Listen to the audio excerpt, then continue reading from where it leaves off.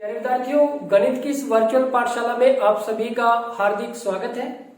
आज हम बात कर रहे हैं चैप्टर 14 जिसका नाम है सांख्यिकी और इसके कुछ इंपॉर्टेंट ऑब्जेक्टिव टाइप क्वेश्चन हमने बोर्ड पर लिखे हुए हैं। आप चाहें तो वीडियो को पॉज करके इनको एक बार ट्राई कर सकते हैं। तो प्यारे बच्चों शुरू करते हैं।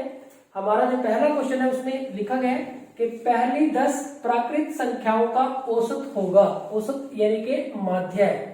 पहली 10 प्राकृत संख्याओं का माध्य हमें ज्ञात करना है। तो प्यारे बच्चों हमें क्या करना पड़ेगा, माध्य का या औसत का फॉर्मूला क्या होगा, आंकड़ों का योग। अब आंकड़े क्या है हमारे पास, पहली 10 प्राकृत संख्याएं, तो 1 से लेकर 10 तक ये जोड़नी पड़ेगी। और कितनी संख्याओं की हम बात कर रहे हैं, 10 की, तो बटे में 10 करना पड़ेगा। 1 और 2 3 और 3 6 और 4 10 और 5 15 और 6 21 और 7 28 और 8 36 और 9 45 और 10 55। तो ये आ गया हमारे पास 55 बटे में 10। तो ये कितना आ जाएगा, 5.5। तो पहली 10 प्राकृतिक संख्याओं का माध्य या औसत कितना होगा, 5.5।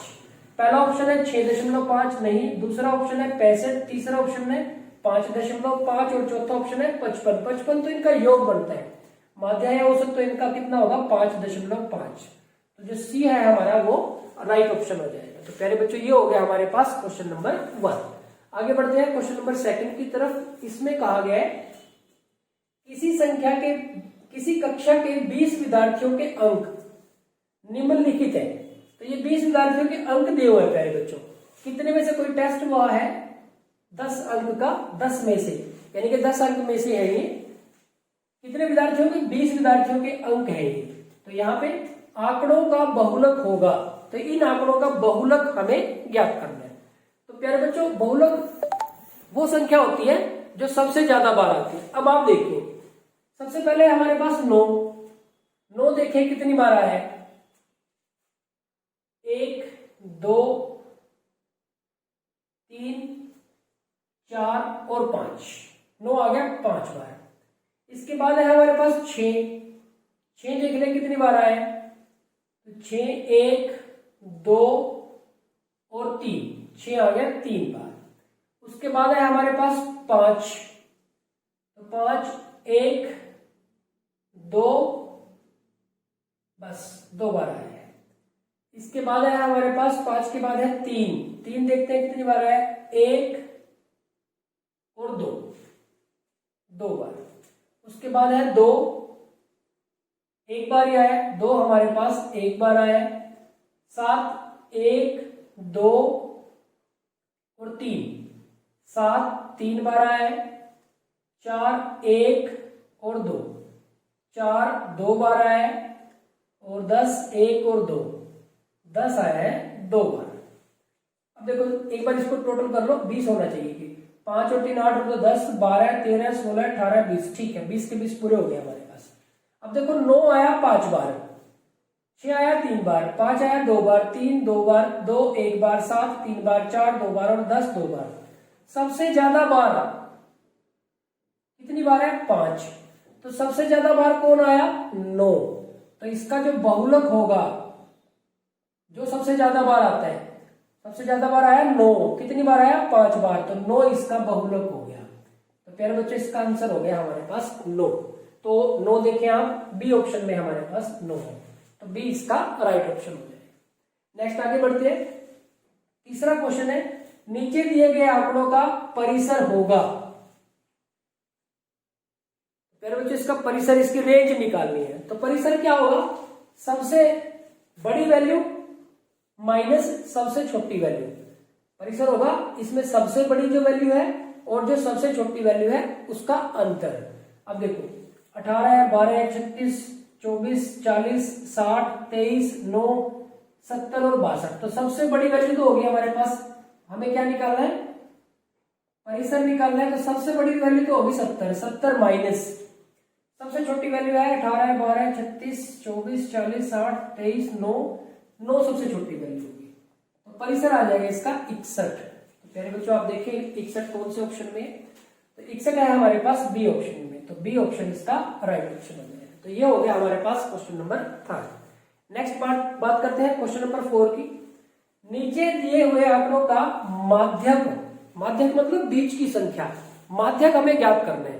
प्यारे बच्चों ध्यान रखेंगे, जब भी हमें माध्यक ज्ञात करना है तो आंकड़ों को या तो आरोही क्रम में लगाना पड़ेगा या फिर अवरोही क्रम में, या तो बढ़ते क्रम में लगाना पड़ेगा या घटते क्रम में लगाना पड़ेगा। तो पहले हम इस आंकड़ों को बढ़ते क्रम में लिख लेते हैं। सबसे छोटी संख्या है हमारे पास 1, फिर हमने लिखा 2, उसके बाद 2 के बाद हमारे पास 5, 6, 7 है, 5, 6, 7, 7 के बाद 8 भी है, 8 के बाद 10 है, 10 के बाद 23 है और 23 के बाद 100 है। चेक कर लेते हैं, 1 2 3 4 5 6 7 8 9, 1 2 3 4 5 6 7 8 9। अब प्यारे बच्चों इसमें कितनी संख्याएं हैं, n का मान कितना है 9, तो 9 तो एक विषम संख्या है, ये तो 2 से भाग होने की नहीं, तो इसमें एक जोड़ के 2 से भाग कर दो, 9 और 1 10, 10 बटे में 2 कितना आ जाएगा 5। तो पांचवी संख्या, पहली दूसरी तीसरी चौथी पांचवी, ये जो संख्या है वो क्या होगा हमारा माध्यक होगा। प्यारे बच्चों देखो माध्यक का मतलब बीच की संख्या। देखो इधर भी 1 2 3 4 संख्याएं और इधर भी 4 संख्याएं हैं, 1 2 3 4, तो बीच में कितना आ गया 7 आ गया, तो 7 हमारा इसका माध्यक है। तो यहाँ पे नीचे दिए गए आंकड़ों का माध्यक है, तो ये आपके पास वन वर्ड है, तो इसका आंसर आ जाएगा माध्यक बराबर है 7, ये इसका आंसर आ जाएगा। प्यारे बच्चों अगर ये ऐसे होते, मान लो ये ऐसे होते, आरोही क्रम में लिखने के बाद 6 8 13 26 75 100 120 1 2 3 4 5 6 7 और 130, मान लो ये होते। अब आप देखिए संख्याएं 8 है, 1 2 3 4 5 6 7 8, 8 को जब 2 से भाग करोगे, n का मान यहाँ पे 8 है, जब आप इसको 2 से भाग करोगे तो 4 आ जाएगा, 1 2 3 4, 4 इधर चली गई, 1 2 3 4, 4 इधर चली गई, तो बीच में कुछ भी नहीं बचा। तो माध्यक क्या करें, बीच की संख्या कैसे निकालें, तो हम क्या करेंगे, एक तो चौथी ले लेंगे और एक पांचवी, यानी कि 8 के बटे में 2, एक तो 4, 8 बटे 2 4, एक तो फोर्थ चौथी और एक फिफ्थ पांचवी, इन दोनों को जोड़ेंगे और उसके बटे में 2 कर देंगे, तो फोर्थ वैल्यू हमारे पास कितनी है 26, 1 2 3 4, और फिफ्थ वैल्यू हमारे पास कितनी है 75 और बटे में 2, 6 और 5 11 का 1, 7 और 2 9 और 1 10 बटे में 1, तो यहां से हम इसको सॉल्व करेंगे, 2 पंजे 10 और ये 0 आ जाएगा और फिर 2 पंजे 10, तो ये 50.5 हो जाएगा। तो यानी कि अगर n का मान हमारे पास विषम है तो उसमें एक जोड़ देंगे और 2 से भाग कर देंगे, जो आएगा उतनी भी संख्या देखनी है, उतने में स्थान पे जो संख्या बनेगी वो देखनी है।